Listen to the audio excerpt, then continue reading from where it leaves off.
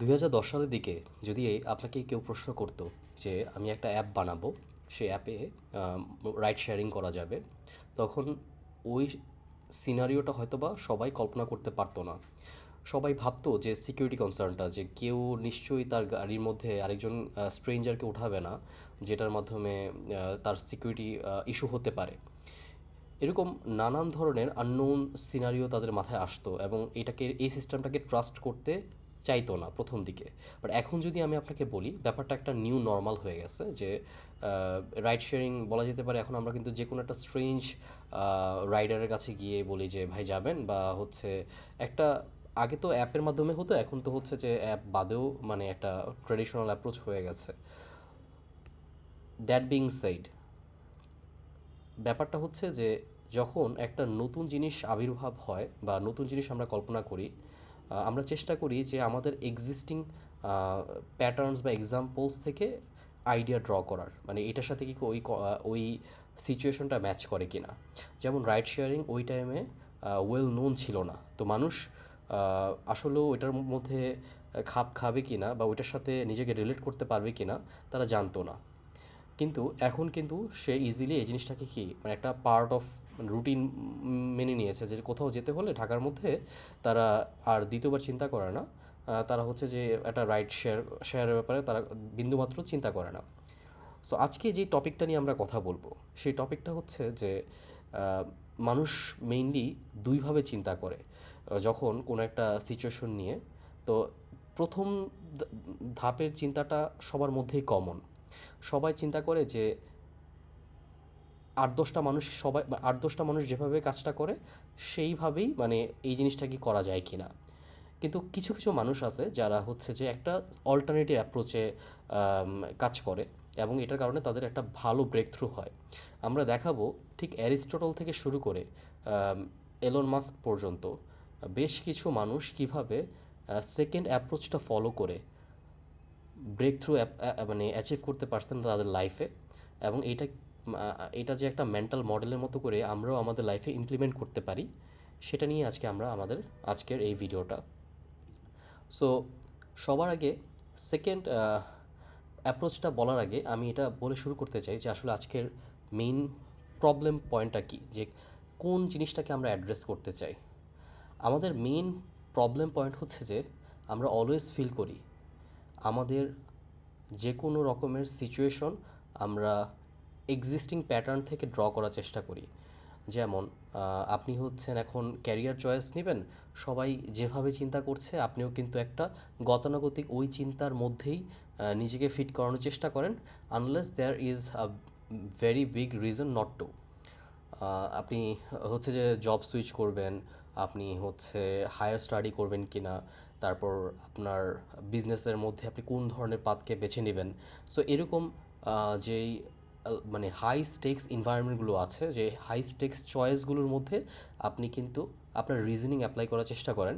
But দিন শেষে চেষ্টা করা হয় যে ওই ম্যাক্সিমাম মানুষ যেটা করে সেটার মধ্যে মানুষ কী করে একটা কমফোর্ট খুঁজে পায়, যে ওখানে যেহেতু আমার একটা এক্সাম্পল আছে যে already thousands of people have tried this, why not, মানে আমি ওইটা করি।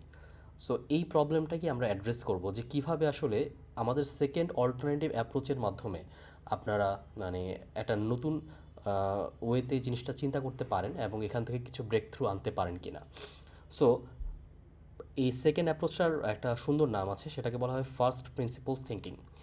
ফার্স্ট প্রিন্সিপাল থিঙ্কিংটা ফার্স্ট মানে আবির্ভাব হয়েছে যে আজকের কথা না, এটা প্রায় 2500 বছর আগের কথা। রাফলি স্পিকিং 2300 বছর আগে অ্যারিস্টটল নামে একজন ফিলসফার ছিলেন। উনি এই ফার্স্ট প্রিন্সিপাল থিঙ্কিংয়ের আইডিয়াটাকে উন্মোচন করেন। তো ওনার যে আইডিয়াটা ছিল, ওনার একটা বই ছিল মেটাফিজিক্স। সেই বইয়ের মধ্যে উনি এই জিনিসটা এভাবেই ব্যাখ্যা করেছেন যে ওই সময় কিন্তু প্রাচীনকালে ফিলসফাররা যেভাবে চিন্তা করতেন যে অ্যাজ ইট ইজ প্রত্যেকের ক্লেমকে তারা অ্যাজ ইট ইজ মানে অ্যাকসেপ্ট করতেন না, সেটাকে রিফিউট করার চেষ্টা করতেন লজিক্সের মাধ্যমে। তারা যখন লজিক্যালি এটাকে রিফিউট করার পরেও যদি দেখে যে যেই আর্গুমেন্টটা টিকে থাকে, মানে ট্রুথটাকে সিক করাটা তাদের মধ্যে ইয়ে ছিল আর কি, তাদের মধ্যে একটা লক্ষ্য ছিল যে তারা অলওয়েজ ট্রুথটাকে সিক করতো। তো ফার্স্ট প্রিন্সিপাল থিঙ্কিংটা আমাদেরকে শেখায় কিভাবে আমরা একটা বড় ক্লেম থেকে এটাকে পার্ট বাই পার্ট ভেঙে একেবারে হচ্ছে যে বলা যায় ফান্ডামেন্টাল লেয়ার্সে যেতে পারি। ধরে নেন আপনাকে বলা হলো যে আম, একটা উদাহরণ দিয়ে যদি বলি তাহলে মনে হয় খুব সহজ হবে বোঝানো। যেমন আপনাকে বলা হলো যে একটা বিজনেসে নামবেন। একটা বিজনেসের মধ্যে আপনি নামার সময় আপনি চিন্তা করেন যে আশেপাশের মানে এক্সিস্টিং কম্পিটিটররা কীভাবে কাজ করে। আপনাকে বলা হলো যে একটা ইউনিট অফ প্রাইস হচ্ছে অনেক হায়ার, এই বিজনেসে যাওয়া যাবে না। তো আপনি এইটা ধরে এখানে দুইভাবে অ্যাপ্রোচ নিতে পারেন। একটা অ্যাপ্রোচ হতে পারে যে অলরেডি মানে যেহেতু এত মানুষ চিন্তা করছে যে এটা অনেক এক্সপেন্সিভ, তাহলে বোধহয় এটাতে না যাওয়াটাই মানে বুদ্ধিমানের কাজ হবে। আরেকটা অ্যাপ্রোচ হতে পারে যে তাহলে দেখি আমরা কেন এইটা এত এক্সপেন্সিভ, এই অ্যাপ্রোচটা এক্সপেন্সিভ, এটাকে ফান্ডামেন্টালিকে আমরা হচ্ছে যে ডিভাইড করে মানে একবার রুট কজে যেতে পারি কিনা। এলন মাস্কের একটা এক্সাম্পল দিলে আমি হয়তো বা জিনিসটাকে খুব সুন্দরভাবে বোঝাতে পারবো। উনি যখন হচ্ছে ইলেকট্রিক ভেহিকল মানে আনার জন্য চিন্তা করছিলেন, তখন একটা মানে ওই সময়কার ইনভেস্টররা বা কমন কনসেনসাস ছিল যে তারা বলতেছিল যে সবাই ইলেকট্রনিক ভেহিকলসের মধ্যে যাওয়ার ব্যাপারে ডিসকারেজ করতেছিল। কারণটা হচ্ছে যে এই যে ইলেকট্রিক ভেহিকেলের ব্যাটারিগুলো সেগুলো অনেক এক্সপেন্সিভ ছিল, প্রায় $600 per kilowatt hour, if I am not wrong. তো এইটা যেহেতু এত এক্সপেন্সিভ, এটা আসলে মার্কেটে সেল করতে পারাটা খুব টাফ ছিল। তো এলন মাস্ক এভাবে চিন্তা করেছে যে কিভাবে মানে কেন এটা এত এক্সপেন্সিভ। সে পরে কি লন্ডন অফ স্টক এক্সচেঞ্জে গিয়ে দেখলো যে এই যে ব্যাটারি বানাতে যে র মেটেরিয়ালসগুলো লাগে তার বলা যেতে পারে সবগুলো কম্পোনেন্টই খুব মানে 7 টাইমস চিপার আর কি দেন দ্য অ্যাকচুয়াল কস্ট। তো তাহলে বলা যেতে পারে যে র মেটেরিয়ালসে কোনো ইস্যু নেই, ইস্যুটা হচ্ছে যে প্রোডাকশন ম্যানুফ্যাকচারিংয়ে।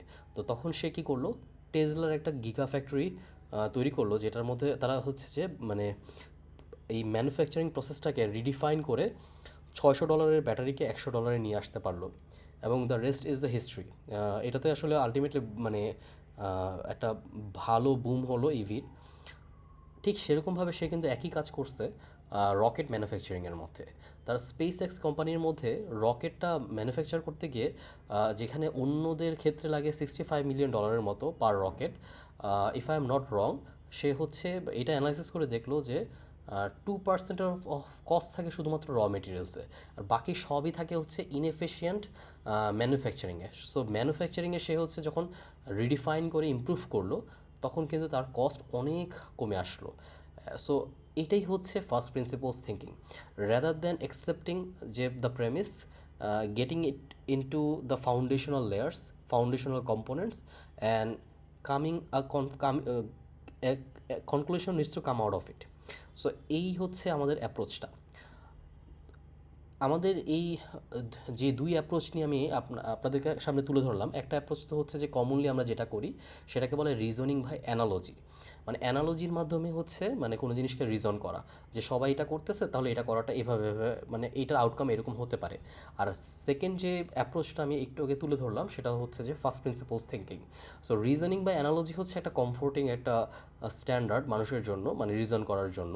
কারণ কি আমাদের সামনে প্রচুর এক্সাম্পল থাকে, আমরা হচ্ছে যে এটা মানে চিন্তা করতে আমাদের জন্য খুব সহজ হয়। যেমন একটা রান্নার রেসিপি যদি আপনি ইয়ে মানে জানতে চান তাহলে কিন্তু আপনি ইউটিউব থেকে সার্চ করে দেখে আপনি একটা জিনিসকে তৈরি করতে পারবেন।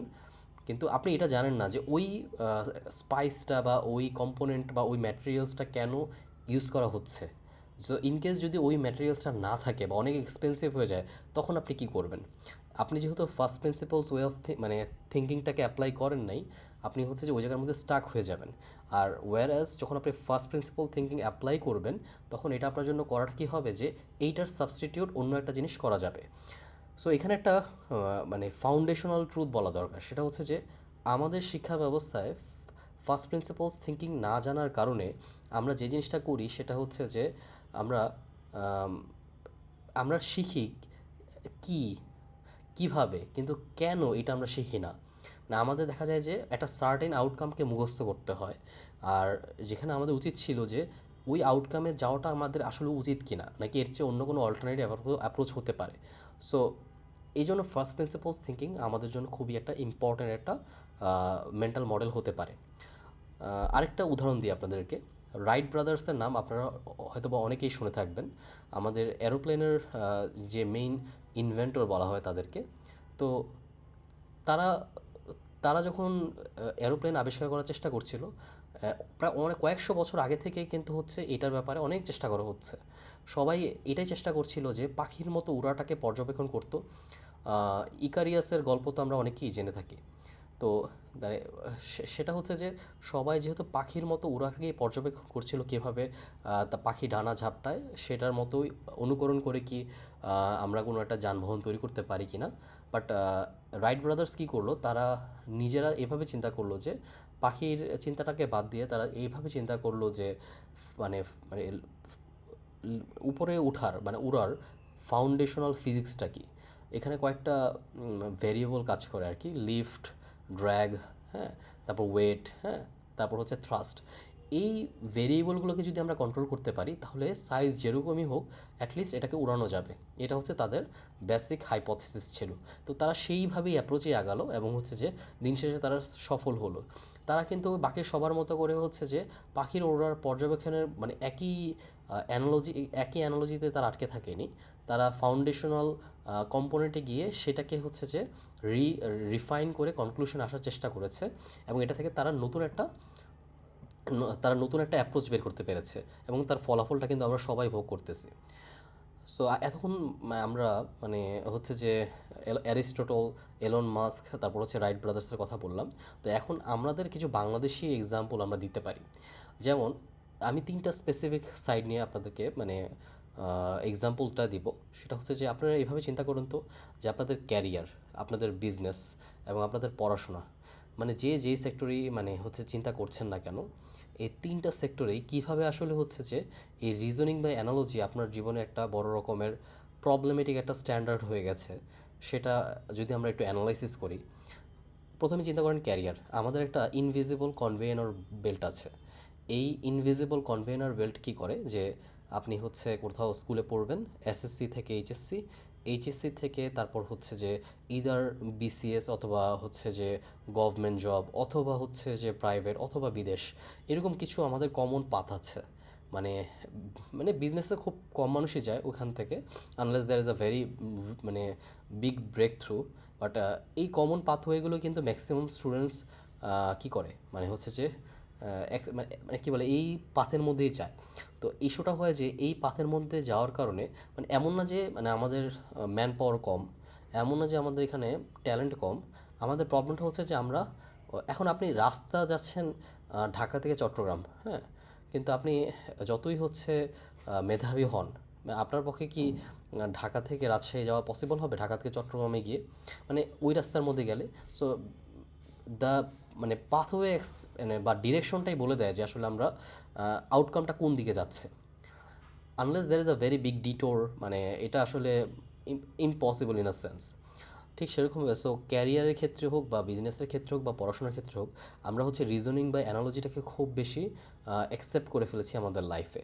আমরা অনেক কিছুই করি কিন্তু আমরা এটা জিজ্ঞেস করি না আমরা কেন করি, আমাদের করার পিছনে মেইন কারণ কি বা কোন কজের পিছনে বা কোন মিশনের জন্য আমরা এই কাজটা করছি। এটার কারণে দেখা যায় যে ম্যাক্সিমাম জিনিসই বা ম্যাক্সিমাম মানুষের লাইফের অ্যাভারেজ রেজাল্টটা কিন্তু মানে অ্যাভারেজ আউটকামই আসে আর কি। সো অনলি যারা হচ্ছে যে জিনিসকে কোয়েশ্চেন করে, প্রত্যেকটা জিনিসের ফাউন্ডেশনাল ট্রুথে যাওয়ার চেষ্টা করে এবং সেখান থেকে তাদের নির্দিষ্ট কোনো স্পেসিফিক আউটকাম বের করার চেষ্টা করে, তারাই হচ্ছে মোটামুটি একটা নতুন একটা দিগন্ত উন্মোচন করে। সো এটা হলো আমার টেক অ্যাওয়ে। আমি এখন লাস্টে এটা বলবো যে কখন করা উচিত যে ফার্স্ট প্রিন্সিপাল থিঙ্কিং আর কখন করা উচিত নয়।